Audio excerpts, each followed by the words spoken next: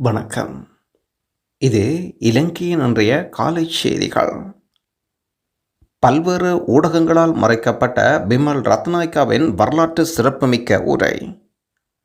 1978ஆம் ஆண்டு தொடக்கம் 5 பெரும்பான்மையுடன் ஆட்சிக்கு வந்த ஐக்கிய தேசிய கட்சி அரசாங்கம் மக்கள் தீர்ப்பென்று நிறைவேற்று அதிகாரம் கொண்ட ஜனாதிபதி முறைமையை நிறுவியது. 1977ஆம் ஆண்டு தமிழ் மக்கள் மீது எதிர்த்தரப்பு அரசியல் கட்சியினர் மீதும் வன்முறைகள் கட்டவிழ்த்து விடப்பட்டது. அதிகாரத்துக்கு வந்து ஒரு வருடம் கழியும் போது 1978ஆம் ஆண்டு பயங்கரவாத தடைச்சட்டம் போன்ற அடக்குமுறை சட்டங்கள் கொண்டு வந்து ஜனநாயகத்துக்கு எதிரான அமுலாக்க தொடங்கியது. 1980ஆம் ஆண்டு தொழிற்சங்க போராட்டத்தில் ஈடுபட்ட 1,00,000 அரசு ஊழியர்கள் பணிநீக்கம் செய்தனர். 1981ஆம் ஆண்டு யாழ்ப்பாணத்தில் இடம்பெற்ற மாவட்ட அபூர்வ சபை தேர்தலை கொள்ளையடித்து அதே நேரம் யாழ் நூலகத்தையும் எரித்து சாம்பலாக்கியிருந்தனர். உரிய தருணத்தில் நடத்த வேண்டிய பாராளுமன்ற தேர்தலை நடத்தாது மக்கள் தீர்ப்பு என்ற பெயரில் தேர்தல் அதிகாரிகளை குற்றம் சுமத்தாதபடி இலங்கையின் மோசடி மிகுந்த தேர்தலை நடாத்தி வாக்குகளை கொள்ளையடித்து சட்டவிரோதமாக பாராளுமன்றத்தை 6 ஆண்டுகள் நீடித்திருந்தனர். பல்வேறு தொழிற்சங்கங்கள், மாணவர் சங்கங்கள், ஊடகவியல்கள், இலக்கியவாதிகள், மத தலைவர்கள் அடக்கியதுடன் 1983ஆம் ஆண்டு ஜூலை தமிழ் மக்களுக்கு எதிரான இனப்படுகொலையை அப்போதைய ஐக்கிய தேசிய கட்சி அரசாங்கம் நெறிப்படுத்தி 30 வருடகால சிவில் யுத்தத்துக்கு வழியமைத்து கொடுத்தனர். ஐக்கிய தேசிய கட்சி அமைச்சர்களாக மேற்கொள்ளப்பட்ட கருப்பு ஜூலை கலவரத்தை பயன்படுத்தி மக்கள் விடுதலை முன்னணி உட்பட கட்சிகள் தடை செய்தனர். மக்கள் தீர்ப்பு என்ற தேர்தல் கொள்கைக்கு எதிராக மக்கள் விடுதலை முன்னணியின் ஸ்தாபகர் ரோகண விஜயவீர சமர்ப்பித்த மனுவை நிராகரித்ததோடு 83ஆம் ஆண்டில் தொடங்கிய ஐக்கிய தேசிய கட்சியின் ஜனநாயக விரோத அடக்குமுறை ஆட்சி படிப்படியாக பயங்கரவாத கொலைகார சர்வதிகார ஆட்சியாக மாற்றம் பெற்றிருந்தது. இவ்வாறாக முயற்சி செய்து வரலாற்றை திரிவுபடுத்தி உண்மைகளை புதைக்க முயற்சி செய்த போதிலும் மக்களின் வரலாற்றை எழுதத் தொடங்குகின்ற ஒரு நிலைமைகளை கடந்த தேர்தலின் போது ஆரம்பிக்கப்பட்டிருந்தது. வன்முறைகள் தலைவிரித்தாடிய கடந்த சர்வதிகார ஆட்சியில் பல்லாயிரக்கணக்கான குற்றச்செயல்கள் புரியப்பட்டுள்ளன. இதில் கடந்த கால அரசுகள் எவையும் கூறாத விடயங்கள் வெளிப்படுத்தி இருக்கின்றார் பாராளுமன்றத்தில். ஜூலை கலவரம் ஒரு இனக்கலவரம் என்றும் தமிழர்கள் கொலை செய்யப்பட்டார்கள் என்றும் யாழ் நூலகம் சிங்கள இனவாதிகளால் எரிக்கப்பட்டதாகவும் இது ஐக்கிய தேசிய கட்சி காலத்தில் இடம்பெற்றதாகவும் கருத்துக்களை வெளியிட்டிருக்கின்றார். ஏற்கனவே தமிழ் மக்களின் பலமான வரவேற்பை பெற்றிருக்கும் பிமல் ரத்நாயக்கா மீதும் தற்பொழுது பாராளுமன்றில் தமிழர்களுக்காக உரையாற்றி நடவடிக்கைகளை முன்னெடுப்பதும் பலத்த வரவேற்பை தமிழர்களிடையே உண்டாக்கியிருக்கிறது. அல் ஜசீரா பேசும் வரை வாய் திறக்காத ரணில் விக்ரமசிங்க இப்போது தாமதம் ஆகிவிட்டார், நடவடிக்கை எடுத்தே தீருவோம். முன்னாள் ஜனாதிபதி ரணில் விக்ரமசிங்க வதை முகாம் தொடர்பாக ஆணைக்குழு அறிக்கை குறித்து பேசுவதற்கு இப்பொழுது மிகவும் தாமதமாகிவிட்டது என்று கூறிய அமைச்சர் நலிந்த ஜேதிச வாக்குறுதி அளித்தபடி அரசாங்கம் அறிக்கையை பாராளுமன்றத்தில் கொடுக்கும். ஏப்ரல் 10 மற்றும் மே மாதங்களில் 2 நாள் விவாதத்தை நடத்த திட்டமிட்டிருக்கின்றோம். ஐக்கிய தேசிய கட்சி எதிர்க்கட்சி தலைவர் சஜித் பிரேமதாசவின் ஐக்கிய மக்கள் சக்தி குழுவும் வாதிட்டதாகவும் இருப்பினும் விவாதத்துக்கான திகதியை அரசாங்கத்தினால் ஒதுக்க முடிந்தது. நாட்டில் ஜனநாயகம் நீதிக்காக நாங்கள் விவாதம் நடத்துவோம். ஜேவிபியின் கொடூர செயல்கள் பட்டலந்த அறிக்கையை நிராகரித்த ரணில். பட்டலந்த ஆணைக்குழு அறிக்கை தொடர்பாக முன்னாள் ஜனாதிபதி ரணில் விக்ரமசிங்க உரையொன்றை நிகழ்த்தியிருக்கிறார். 88ஆம் ஆண்டு காலப்பகுதி 90ஆம் ஆண்டு காலப்பகுதிகளில் ஏவிபி செய்த கொடூரமான பயங்கரவாத செயல்கள் குறித்து ஆணைக்குழு அறிக்கையில் குறிப்பிடப்பட்டுள்ளதாக முன்னாள் ஜனாதிபதி சுட்டிக்காட்டுகின்றார். இலங்கை இந்திய ஒப்பந்தம் கையெழுத்தான பிறகு ஏவிபி நாடு முழுவதும் பயங்கரவாதத்தை விதைக்க நடவடிக்கை எடுத்தது. நாட்டின் முக்கிய இடங்கள் பாதுகாக்கும் அதிகாரம் ஜனாதிபதி ஏஆர் ஏவர்தனவினால் அமைச்சரவைக்கு ஒப்புதல் வழங்கப்பட்டது. பாதுகாப்பு படையினர் தங்கியிருப்பதாகவும் லங்கா உர உற்பத்தி நிறுவனத்துக்கு சொந்தமான பல கைவிடப்பட்ட கட்டிடங்கள் மற்றும் வீடுகள் வழங்க முடிவெடுக்கப்பட்டிருக்கிறது. பாதுகாப்பை உறுதி செய்ய இராணுவம் வரவழைக்கப்பட்டிருந்தது. இந்த பயங்கரவாத காலகட்டத்தில் சப்போஸ்காந்த போலீஸ் நிலையம் பொறுப்பதிகாரி கொல்லப்பட்டிருந்தார் என்றும் ரணில் விக்ரமசிங்க விளக்கம் தருகின்றார். வீழ்ச்சியடைந்த மக்களின் வாழ்க்கையையும் பொருளாதாரத்தையும் மீட்டு கட்டியெழுப்புவதன் மூலம் நாட்டின் அமைதியையும் தேசிய பாதுகாப்பை உறுதி செய்ய அதிகாரத்திலிருந்த அரசாங்கம் நடவடிக்கை எடுத்ததாகவும் குறிப்பிடுகின்றார் ரணில் விக்ரமசிங்க. 88ஆம் ஆண்டு காலப்பகுதி 90ஆம் ஆண்டு காலப்பகுதிகளில் ஏவிபி செய்த ஏராளமான பயங்கரவாத செயல்கள் தொடர்பான ஆணைக்குழு அறிக்கையை முடிவை அடிப்படையாக கொண்டு தலைவரின் அவதானிப்புகள் அமைந்ததாகவும் சொல்கிறார். முழு வரலாறும் அதில் சேர்க்கப்பட்டதாகவும் தவிர வேறு எந்த குற்றச்சாட்டுகளும் நான் பொறுப்பு கூற மாட்டேன் என்று நிராகரித்திருக்கின்றார் ரணில் விக்ரமசிங்க.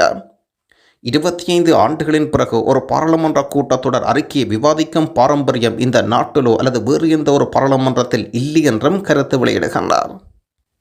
அர்ச்சுனா தொடர்பில் அரசாங்கத்திடம் சில கோரிக்கைகள். பாராளுமன்ற உறுப்பினர் அர்ச்சுனா ராமநாதனின் சமீபத்திய நடவடிக்கைகள் தொடர்பாக பாராளுமன்ற உறுப்பினர் அர்ச்சுனா ராமநாதன் அவர்களினால் ஒரு பெண்ணை அவமதிக்கும் வகையில் விபச்சாரி என்ற தரக்குறைவான வார்த்தை பாராளுமன்றத்தில் பயன்படுத்தப்பட்டமை மிகவும் வேதனை அளிப்பதாக கருத்து வெளியிட்டிருக்கின்றார். ஆகவே பாராளுமன்ற உறுப்பினர் அர்ச்சுனா பாராளுமன்ற அமர்வுகளிலிருந்து இடைநிறுத்தப்படுவாராக இருந்தால் இவ்வாறான சமூக பிரச்சினைகள் தற்போதைய அரசாங்கம் எந்தவித தீவிரத்துடன் பார்க்காது என்றும் கருத்து வெளியிடுகின்றார். ராமநாதன் அர்ச்சுனா தவறான வார்த்தை பிரயோகங்கள் அடக்கிய உரையை கன்சர்ட்டிலிருந்து நீக்க வேண்டும் என்றும் கருத்து வெளியிடுகின்றார். ஜனாதிபதி அனுர்குமார் திசாநாயக்க, ஹரிணி அமரசூரிய மற்றும் அமைச்சர் சரோஜா சாவித்திரி பவுல்ராஜ் ஆகியோர் இதில் விசேட கவனம் செலுத்த வேண்டும். இசாரா செவ்வந்தி ஏற்கனவே இந்தியாவுக்கு பயணமாகிவிட்டதாக போலீஸ் தரப்பில் கூறப்பட்டு வந்த நிலையில் இன்றைய தினம் ஒரு பொது செய்தியை சொல்லி இருக்கிறார். இசாரா செவ்வந்தி மாலதீவில் இருக்கின்றார் என்று புதிய தகவலை சொல்கிறார். கனிமுல்ல சஞ்சீவ கொலைக்கு மூளையாக செயல்பட்டதாக கருதப்படும் பிரதான சந்தேகநபரான இசாரா செவ்வந்தி கடல் வழியாக மாலதீவுக்கு தப்பி சென்றிருக்கலாம் என்று சந்தேகம் வெளியிடப்படுகிறது. போலீசார் தேடலை ஆரம்பிக்க முன்னர் ஒரு சக்தி வாய்ந்த பாதாள உலக கும்பலைச் சேர்ந்த ஒருவரினால் செவ்வந்தி மாலதீவுக்கு அழைத்துச் செல்லப்பட்டதாக தகவல் சொல்லப்படுகின்றது.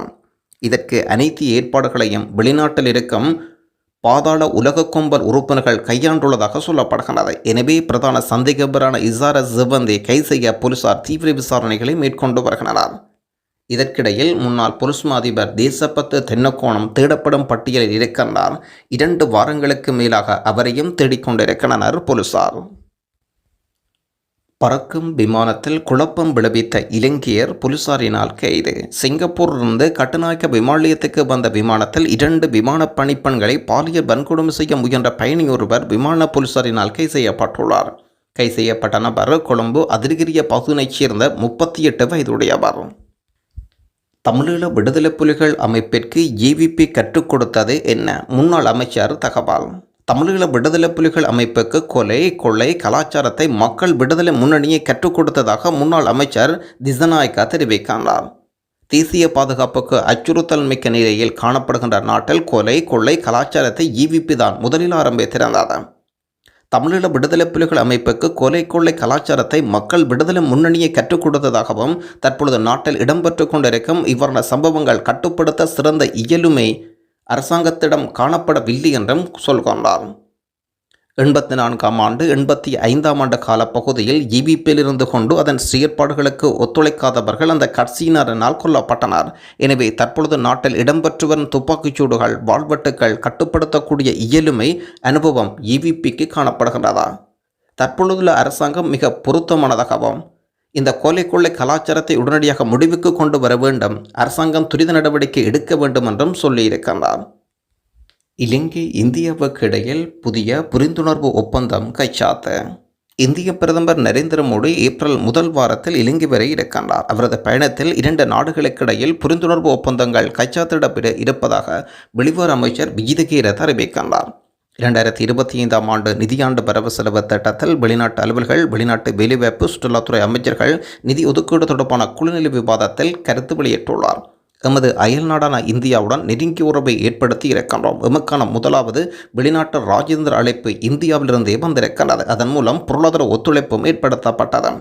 இந்திய பிரதமர் நரேந்திர மோடி அடுத்த மாதம் முதல் வாரத்தில் இலங்கை வருகின்றார். அவரின் விஜயத்தின் போது 2 நாடுகளுக்கிடையில் புதிய சில புரிந்துணர்வு ஒப்பந்தங்கள் கைச்சாத்திடப்பட இருக்கின்றது. சம்பூர் சூரியமின் நடவடிக்கை ஆரம்பிக்கப்பட இருக்கிறது. ஆன்மீக நிலையங்களுக்குரிய சூரிய கட்டமைப்பை வழங்குவதற்கு திட்டம் விரிவுபடுத்தப்படும். தோட்ட விடுவிப்புக்குரிய உதவிகள் உட்பட்ட விடயங்கள் நட்புணர்வின் மூலம் பெற்றுள்ளோம். சீன பயணத்திலும் பல ராஜேந்திர வெற்றிகள் கிடைக்கும் என்று எதிர்பார்க்கப்படுகின்றது. மட்டக்களப்பில் பெய்த மழை காரணமாக மீண்டும் மட்டக்களப்பு மக்களின் வாழ்வாதாரம் மீண்டும் பாதிப்பு. மட்டக்களப்பு மண்ணில் மீண்டும் மழை மக்களின் இயல்பு வாழ்க்கை முழுமையாக பாதிப்போம். கடந்த சில தினங்களுக்கு முன்னர் பெய்த மழை காரணமாக வாழைச்சேனை, கிரான், செங்கலடி, வெள்ளாவளி போன்ற தாழ்நில பகுதிகள் மழைநீர் காணப்பட்ட போதும் இன்று பெய்த மழை காரணமாக தாழ்நில பிரதேசங்கள் போக்குவரத்து முழுமையாக பாதிக்கப்பட்டிருக்கிறது. கிரான், வாகரை, செங்கலடி போன்ற பகுதிகள் மக்கள் போக்குவரத்து செய்யும் பிரதான பாதையூடாக வெள்ளநீர் தேங்கி காணப்படுவதனால் பொதுமக்கள் பாதிக்கப்பட்டுள்ளனர். நன்றி.